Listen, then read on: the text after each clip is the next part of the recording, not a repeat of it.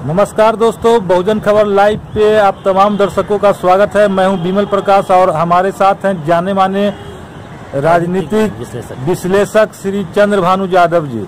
आप इनको फेसबुक पर भी काफ़ी मुखरता से देखे होंगे कि लिखते हैं और पॉलिटिकल एनालिसिस करते हैं। आज हम बात करेंगे जमुई लोकसभा चुनाव के जमुई लोकसभा चुनाव क्षेत्र के बारे में कि वहाँ की क्या स्थिति है, किसका पलड़ा भारी है। वहाँ चिराग पासवान जो है पिछले साल जीते थे, पिछले चुनाव में जीते थे।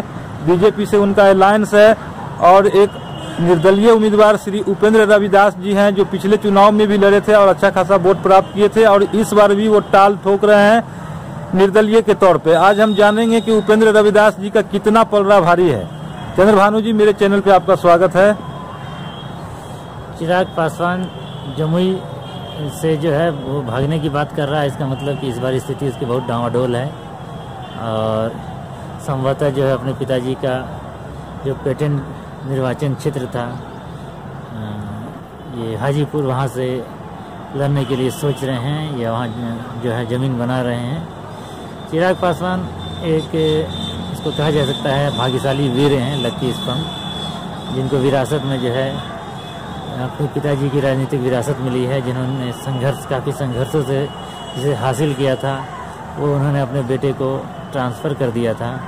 लेकिन उपेंद्र रविदास जो हैं वो कलकत्ता में जूता सीने से अपना जो है जीवन शुरू किए थे और आज जो है वो एक अरबपति व्यक्ति हैं, एक एयरलाइंस के मालिक हैं और उन्होंने जो है हाल में जमुई में 19 फरवरी को रविदास जयंती के अवसर पर हाइड्रोलिक वाटर प्लांट एवं शू फैक्ट्री का शिलान्यास किए हैं, जिससे जमुई के बेरोजगार युवाओं यानी कि करीबन 20,000 बेरोजगार युवाओं को रोजगार मिलेगा। अब हम एक नज़र डालते हैं चिराग पासवान और उपेंद्र रविदास के राजनीतिक कैरियर के बारे में। जी बताएं। उपेंद्र पासवान जो है उपेंद्र रविदास जो हैं पिछले और उसके भी पिछले चुनाव में जो है चुनाव लड़ चुके हैं और पिछले चुनाव में उन्होंने काफ़ी अच्छा वोट बनाया था।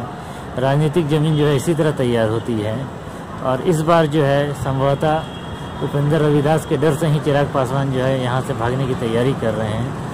और दोनों का अगर हम जो है जीवन देखें तो उपेंद्र रविदास जो है काफ़ी गरीबी से जो है एक बिल्कुल ही निर्धन परिवार, भुखमरी का शिकार परिवार से ऊपर उठ के खरबपति बने हैं और वो अपने समाज की सेवा भी कर रहे हैं, क्षेत्र से जुड़े हुए भी हैं। समाज को रोजगार मिले इसके लिए उन्होंने कुछ वहाँ पर उद्यम लगाए हैं और पूरे क्षेत्र के जो हैं दलित युवा जो है उनसे काफ़ी अटैच्ड हैं कि ये जो आदमी जो है ये रंग से राजा बना है।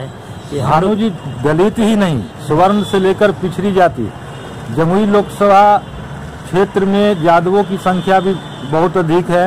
यादव भी उनके समर्थक हैं, राजपूत बहुल इलाका है, राजपूत भी उनको समर्थन दे रहे हैं और उपेंद्र रविदास जो खुद चमार जाति से आते हैं, जिसका वोट वहाँ पे 2 से 2.5 लाख के बीच में है।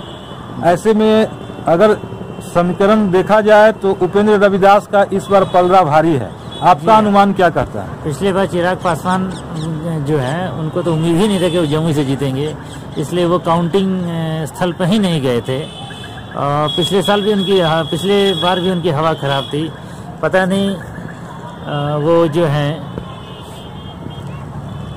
कैसे जीत गए, शायद ईवीएम घोटाला से जीते थे वो।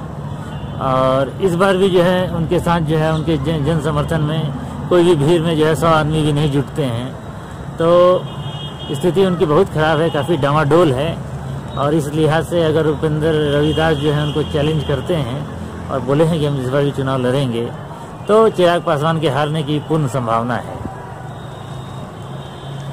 क्या आपको ये ज्ञात सूत्रों से या अज्ञात सूत्रों से पता चला है कि चिराग पासवान इस बार जमुई से चुनाव नहीं लड़ने जा रहे हैं?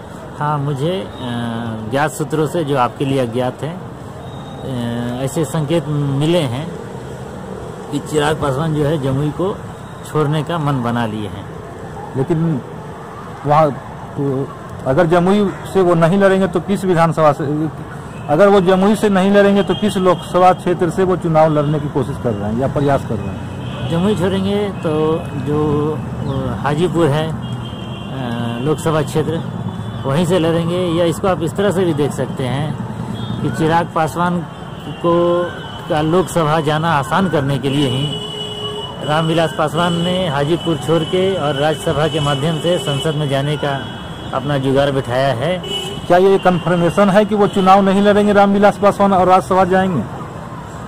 हाँ, ये कंफर्मेशन है कि रामविलास पासवान जो है हाजीपुर से लोकसभा का चुनाव नहीं लड़ेंगे और वो बैक डोर से राज्यसभा के दरवाजे से वो जो है संसद में राज्यसभा में जाएंगे। लेकिन चिराग पासवान की अपनी बहन जो है वो टाल ठोक रही है कि हाजीपुर से हम चुनाव लड़ेंगे। इस परिस्थिति में क्या चिराग पासवान वहाँ से चुनाव लड़ेंगे? हाँ, क्यों नहीं लड़ेंगे। देखिए, जो भी व्यक्ति अपनी राजनीतिक विरासत जिसको सौंपता है, जनता उसी को मान लेती है। जैसे कि लालू प्रसाद यादव ने बड़े बेटे के बावजूद छोटे बेटे को राजनीतिक विरासत सौंपी, तो जनता उसी को उत्तराधिकारी समझ रही है। अब अगर मान लीजिए कि कभी जो है तेज प्रताप यादव तेजस्वी के सामने खड़ा हो जाए चुनाव लड़ने के लिए, तो भी लालू के जो सपोर्ट करता है, जो उनके समर्थक हैं, वो तेजस्वी को ही वोट देंगे। वो वारिस नहीं देखेंगे, वो देखेंगे कि राजनीतिक वारिस लालू ने किसको बनाया है। उसी प्रकार रीना, उनकी जो पुत्री है, उसको रामविलास पासवान से रिलेटेड लोग का वोट नहीं मिलेगा, भले ही पुत्री क्यों ना हो। और इससे चिराग पासवान के चुनाव समीकरण पर कोई अंतर नहीं पड़ने वाला है। तो दोस्तों, आज हमारे साथ राजनीतिक